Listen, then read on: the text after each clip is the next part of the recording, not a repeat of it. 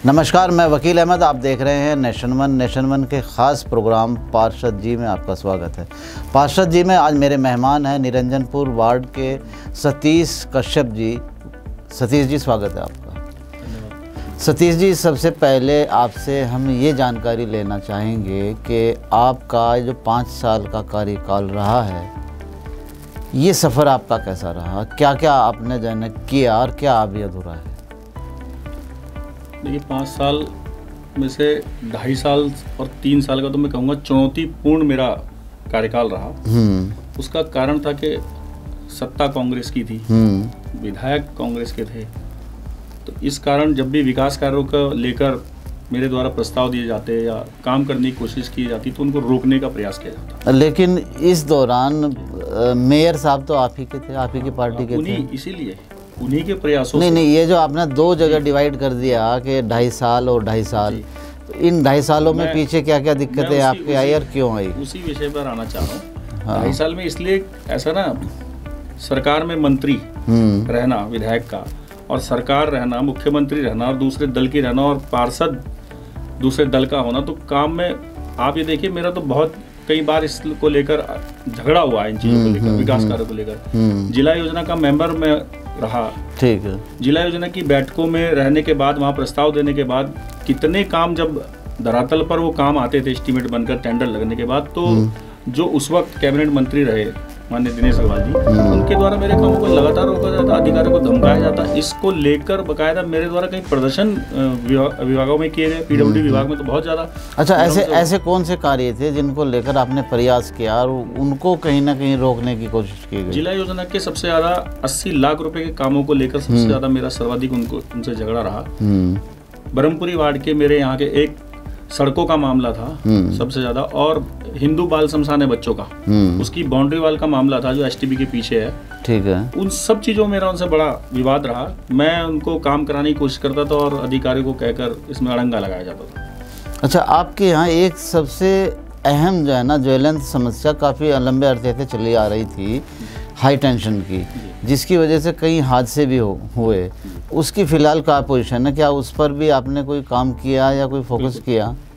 देखिए, उसमें हमारे यहाँ 3 से 4 आदमियों की डेथ हुई हाई टेंशन में, और ये लड़ाई मैंने पार्षद बनने से पहले, जब मैं युवा मोर्चा का अध्यक्ष होता था अपने मंडल का, तब से मेरी लड़ाई जारी थी हाई टेंशन को लेकर। आज की स्थिति यह है कि ब्रह्मपुरी, चमनपुरी इससे बहुत बड़ा प्रभावित था क्षेत्र। चमनपुरी, राजीव नगर, सारे से आज कहीं कोई हाई टेंशन वायर नहीं है। और इसके अलावा जो हमारी केंद्र सरकार की योजना थी, उसके द्वारा पूरे में बंच वायर बिछा दी गई है। तो अब सिर्फ 1,32,000 की जो लाइन है केवी की, वो कहीं कहीं हमें समस्या पैदा करती है। जहां पर वो डाउन है, उसको भी हमने प्रयास किया ऊपर खंबे लगा के कराने का, लेकिन अब हाई टेंशन वाला हमारे यहाँ समस्या का समाधान है पूरे क्षेत्र में। अच्छा, अमृत योजना के तहत कितने लोगों, आपके क्षेत्र के कितने लोग लाभान्वित हुए हैं? देखिए, अमृत योजना में लोगों से लाभान्वित क्या, मेरे यहाँ मैं मानता हूँ कि सबसे ज़्यादा अभी होना है काम। अगर केंद्र सरकार की जो अमृत योजना है, उससे मेरे द्वारा प्रस्ताव पूर्व में ही दे दिए गए थे, क्योंकि समय लगता है, सरकारी सिस्टम धीरे धीरे चलता है। छठ पार्क सब पूरे देहरादून में हमारे यहाँ बनने वाला है।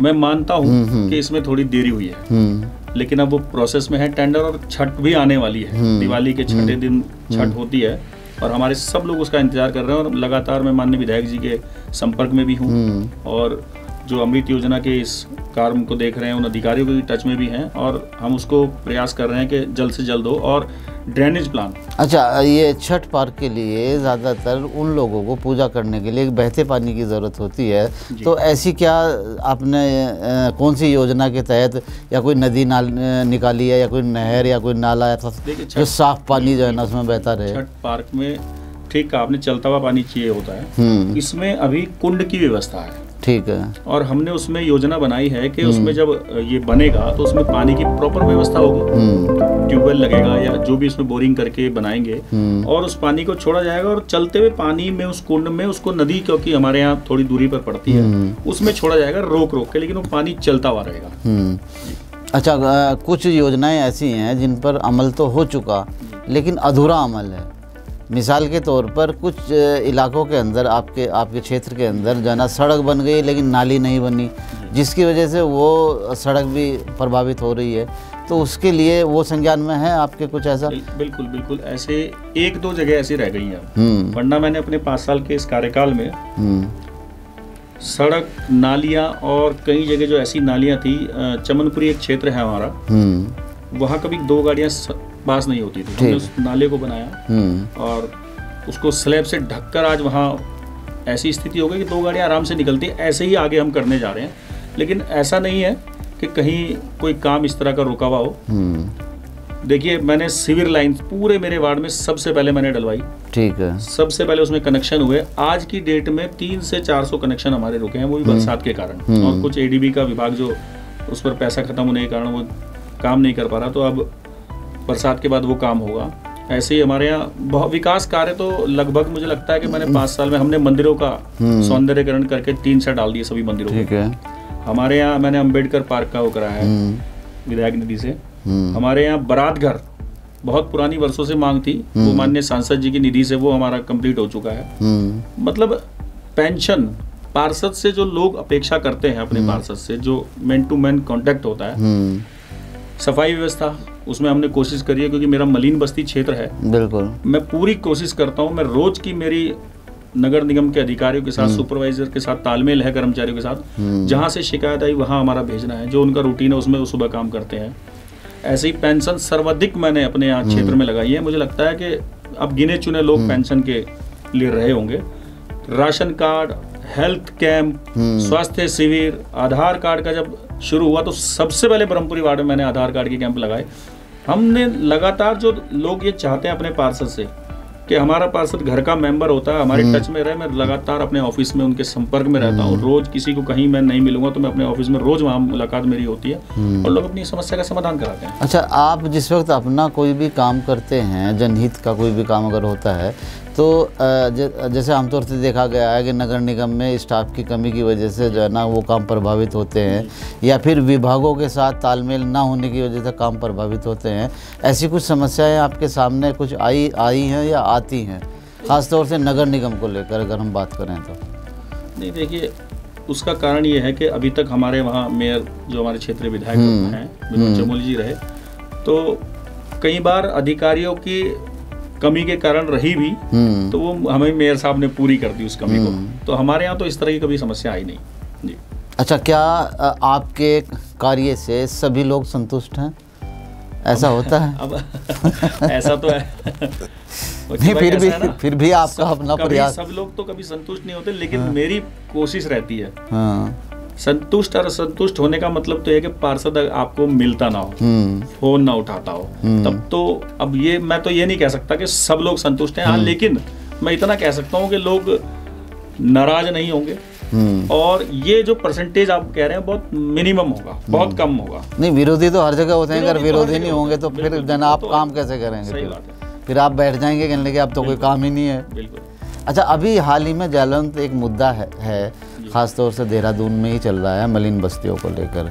क्योंकि मलिन जिस तरीके से हाई कोर्ट का एक निर्णय आया है कि नदी नाले के आसपास जितनी भी जो है ना अवैध बस्तियां हैं या मलिन बस्तियां हैं, हालांकि पिछली सरकार ने जो है ना एक योजना भी चलाई थी, अभी आप ही की सरकार ने भी एक अध्यादेश भी लेके आई है, तो वो कहाँ तक कितना जो है ना उन लोगों के लिए फ़ायदेमंद है? देखिए, अतिक्रमण का मामला ऐसा हो गया, उसमें हमारी सरकार बुरी तरह गिरी। मामला और आदेश माननीय न्यायालय का था, हाई कोर्ट का। सही बात है। ये ठीक है कि जो सत्ता में है उसी को सुननी पड़ेगी। लोगों में बड़ा आक्रोश आया इसको लेकर के, बस्तियों में नोटिस आने शुरू हुए और लोगों में घबराहट हुई। लोगों ने, हमारे पास भी लोग पहुंचे, क्या हो रहा है, सरकार क्या कर रही है। लोगों को हमने समझाया और लोगों की समझ में भी आया। लेकिन ये अतिक्रमण अति हर चीज की जैसे बुरी होती है ना, तो अतिक्रमण भी अगर ज्यादा होगा तो वो तो गलत है। बिल्कुल नदी के बीच में जो लोग बस जाएंगे उसका ना तो सरकार कुछ कर पाएगी ना कोर्ट कुछ कर पाएगा। अब हमारी सरकार ने बहुत अच्छा ही किया है, क्योंकि कांग्रेस के लोगों ने बहुत हाय हल्ला इसमें मचाया, लोगों को बरगलाया कि बीजेपी तोड़ रही है।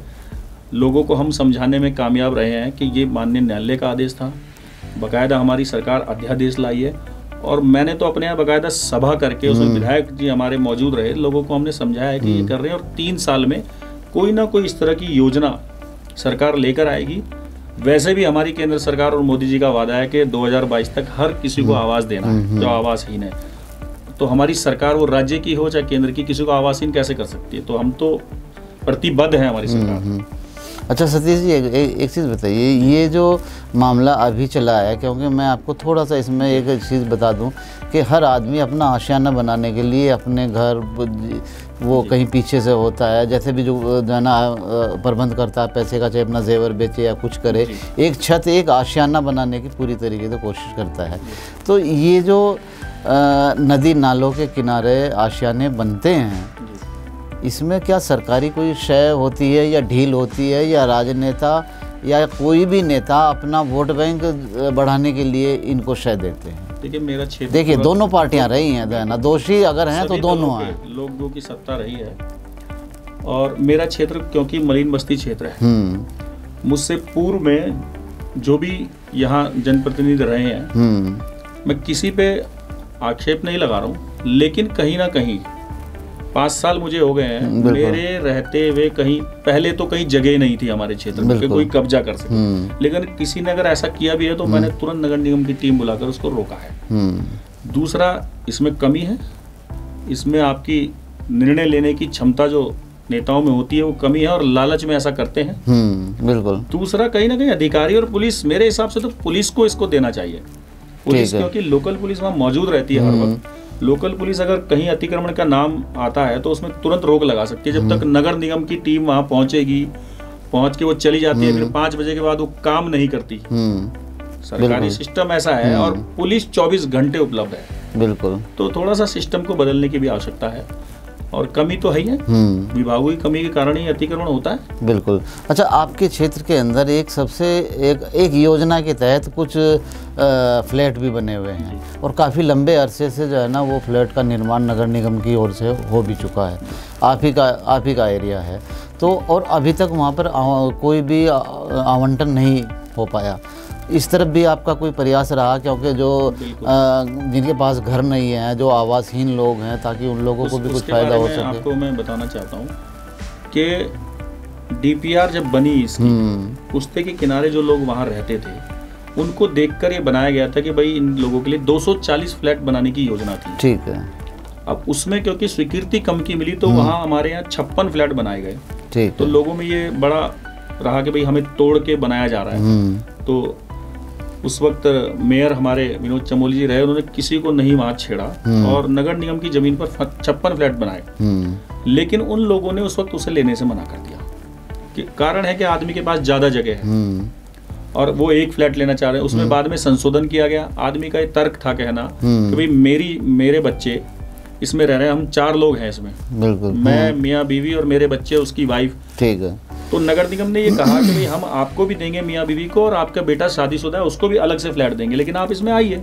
ठीक है। इसमें कुछ नहीं हुआ, लोगों ने मना कर दिया। वो आज भी सफेद हाथी की तरह वहाँ खड़े हैं। और मैं आपको बता दूं, पूरी सरकार, जब त्रिवेंद्र जी मुख्यमंत्री बने हमारे, तो पूरी सरकार मन की बात सुनने के लिए मेरे ब्रह्मपुरी वार्ड में आई, शिव मंदिर में। मैंने और विधायक जी ने उस वक्त भी, त्रिवेंद्र जी हमारे साथ गए, माननीय मुख्यमंत्री जी, और वहां जाकर उन फ्लैट को देखा कि इसकी कोई व्यवस्था की जाए, जो गरीब आवासहीन लोग हैं उनको ये दिए जाएं, और उसमें प्राथमिकता विधवा, विकलांग, वृद्ध को रखा जाए। और मेरा तो ये कहना था कि इनको क्योंकि बन चुके हैं, खराब हो रहे हैं, तो उनका आवंटन होना चाहिए। तो उसमें ये बात है कि प्रधानमंत्री आवास योजना में इसको लिया जाएगा। मैं कई बार इस बीच निवेदन भी कर चुका हूँ कि इनका आवंटन कर दिया जाए। तो ऐसा नहीं है, मैं लगातार इस आपकी तरफ से प्रयास किए गए हैं। अच्छा, एक सबसे बड़ा जो है ना एक सवाल यहाँ पर है, जैसे अभी राज्य सरकार मलिन बस्तियों को लेकर अध्यादेश भी लेकर आई है कि 3 साल में सबको मुहैया करा दिया जाएगा। ज़्यादातर लोगों के अंदर सच्चाई है सतीश जी, मैं आपको बिल्कुल सच बता रहा हूँ। लोगों का मानना ये है, वो भले ही जो है ना एक विपक्ष कोई बात कह रहा है, लेकिन लोगों की जो अंदर की आवाज़ है वो ये है कि सिर्फ ये चुनावी एक जो है ना जुमला है, चुनावी स्टंट है। चुनाव हो जाएंगे, अब हमारे पास पता नहीं फिर क्या होगा क्या नहीं होगा, क्योंकि लगातार अभी लोकसभा के चुनाव भी हैं और निकाय चुनाव भी हैं। तो क्या ये सबसे बड़ी चुनौती जो है ना पार्टी के सामने होगी? देखिए, ये तो मैंने अभी कहा भी है कि कांग्रेस लोगों को भड़काने बरगलाने का प्रयास कर रही है। नहीं, मैं कांग्रेस की नहीं बात कर रहा हूँ सतीश जी, मैं आम आदमी की बात कर रहा हूँ, क्योंकि उनको एक जो है ना एक यकीन की सोच इसीलिए आ रही है कि पीछे कांग्रेस के लोग ऐसा बोल रहे हैं बस्तियों में जाकर। ठीक है, मैंने कहा ना कि हमारी तो केंद्र सरकार की योजना 2022 तक मोदी जी ने कहा है सबको सबका घर हो, सबको घर देना है। बिल्कुल। तो उस योजना पर अब आप ये देखिए अतिक्रमण का जो मामला है वो अभी आया, लेकिन हमारे यहाँ मैं बताता हूँ 920 लोग, जो प्रधानमंत्री आवास योजना है ब्रह्मपुरी से 920 लोगों ने इसमें आवेदन किया। पूरे देहरादून शहर में 18,000 लोगों ने आवेदन किया है और बाकायदा उनकी जांच हो चुकी है, आधार कार्ड सबके जमा हो चुके हैं। तो ये हमारी योजना जो लोगों को आवास देने की है वो तो 2022 की मोदी जी की चल ही रही है। अब राज्य में हमारी सरकार है, लेकिन अतिक्रमण का मामला सामने आने से इस तरह की बातें कांग्रेस के लोग फैला रहे हैं, तो हमारी सरकार तो किसी को आवासहीन होने ही नहीं देगी। अच्छा, कोई जद में आएगा भी तो उसको आवास उपलब्ध कराएंगे। सतीश जी, ये एक चीज़ और बताइए, ये कौन लोग हैं जो आ रहे हैं और नदी नालों के किनारे बस रहे हैं और लगातार जो है ना शहर के अंदर, आपने पहले देखा होगा, अगर एक दशक पीछे आप जो है ना जाइएगा, देहरादून क्या था और आज पलायन की, आप इसको पलायन की वजह मानते हैं या कुछ और वजह मानते हैं? ये कौन लोग हैं जिनको इतनी शय मिलती है और यहाँ पर आके बस जाते हैं और देहरादून का टोटल जो है ना स्ट्रक्चर ही बिगाड़ दिया गया है, जबकि एक स्मार्ट सिटी होते होते कुछ ये भी एक कमियाँ रही हैं। इस मामले में मेरा भी स्पष्ट कहना है कि ये बाहरी लोगों का जो रोज का आना है उसको रोक लगाई जाए। बिल्कुल, ये तो मैं बार बार अपने, क्योंकि जिस प्लेटफॉर्म पे कहा जा सकता है वहाँ हम अपनी बात रखते हैं कि रोज जो बाहर से लोग आ रहे हैं, कौन लोग हैं, कौन आकर इसको वो कर रहे हैं, यहाँ रह रहे हैं, पहले झुग्गी बनाते हैं फिर कुछ। लेकिन मैंने कहा ना, दृढ़ इच्छा शक्ति भी चाहिए इस अतिक्रमण को हटाने के लिए। जो रोज के लोग आ रहे हैं, लेकिन जो पुराने लोग यहाँ रह रहे हैं उनके लिए आवास मुहैया कराना हमारी सरकार का काम है। लेकिन रोज का जो ये आना है, जो आते तो हैं सिर्फ सामान बेचने और उस सामान बेचने को लेकर फिर यहीं बस जाते हैं, यहाँ कब्जा कर लेते हैं, अतिक्रमण कर लेते हैं, उसके हम लोग खिलाफ हैं। अच्छा, ज़्यादातर ऐसा भी देखा गया है कि जितना भी पहाड़ से पलायन हो रहा है, सब आदमी वो भले ही जो है ना नदी नालों पर नहीं आके बस रहा है, वैसी भूमि पर, हालांकि वो भूमि जो है ना रेगुलाइज नहीं होती और ऑथराइज नहीं होती है MDDs पर, वहाँ पर भी लगातार इतना दबाव देहरादून के ऊपर बढ़ता जा रहा है। तो इस बारे में क्या सरकार से कुछ निवेदन करेंगे आप? नहीं, कुछ कोशिश करेंगे? हमारी सरकार तो पलायन को लेकर बहुत जागरूक है और लगातार उसमें काम कर रही है। और लेकिन जो लोग पलायन करके आप बता रहे हैं कि इस तरह से हो रहा है, तो मेरे हिसाब से उन पर भी रोक लगनी चाहिए। अच्छा, जाते एक सवाल, आपने जितने भी काम किए उनमें एक काम ऐसा है जो अतिक्रमण की जद में आया है जी। जैसे आपने अम्बेडकर पार्क बनाया था, उसमें भी जो है ना सरकारी पैसा भी लगा, आपकी मेहनत भी लगी, तो ये आप एक क्षेत्र की जनता के लिए एक नुकसान मानते हैं इसको? देखिए, बाबा साहब अम्बेडकर जी संविधान निर्माता हमारे, और पूरे देश उनको मानता है। लोगों की मांग थी कि हमारे क्षेत्र में अम्बेडकर पार्क हो, नगर निगम की भूमि थी, हमने बाकायदा वहाँ से NOC लेके और विधायक निधि से उसका निर्माण कराया। लेकिन अतिक्रमण की जो अपनी एक सीमा थी, उस सीमा में उसकी भी बाउंड्री वाल आई है थोड़ी। मैं स्वयं मौके पर थे, मैंने SDM साहब से निवेदन भी किया कि हम कोई अतिक्रमण की जद वाला काम नहीं करेंगे, जहाँ तक आ रही है आप उसको उतना कर दीजिए। और हमने स्वयं अपने हाथ से हमने उसको हटाया। और जो अतिक्रमण है जहाँ पर, उसको हम स्वयं भी हटाते हैं, चाहे उसमें पार्क हो कुछ भी हो, लेकिन हमने उसको अब ठीक करा रहे हैं। यानी कि न्यायालय का पालन, भावनाओं का भी ध्यान है और माननीय न्यायालय के आदेश का भी पालन किया जा रहा है। चलिए सतीश जी, बहुत बहुत धन्यवाद आपका हमारे इस प्रोग्राम में आने के लिए। धन्यवाद, आपने मुझे बुलाया। चलिए, ये थे सतीश कश्यप जी, जिनका एक बातों बातों में जो बात निकल के आई है इस प्रोग्राम के तहत कि इनको सिर्फ 2.5 साल का अरसा ही ऐसा मिला जिसमें इन्होंने जो है ना लग के काम किया, जो रुके हुए काम थे उनको भी ख़ास तौर से पूरा किया है। उनके कुछ मिसालें भी इन्होंने दी है, जैसे छठ पूजा के लिए उन लोगों के लिए एक प्रबंध करना, बारात घर का प्रबंध करना, बाबा साहब भीमराव अम्बेडकर का पार्क बनाना। लेकिन अभी भी कुछ बाकी हैं और इस बात को ख़ास तौर से एक चुनौती भी मानते हैं कि हाई कोर्ट का जो निर्णय आया है वो वाकई एक चुनौती भरा है। अब ये आगे आने वाला वक्त ही बताएगा कि उन चुनौतियों को कितना ये लोग स्वीकार कर पाते हैं। पार्षद जी में आज मेरे साथ इतना ही, मुझे दीजिए इजाज़त, नमस्कार।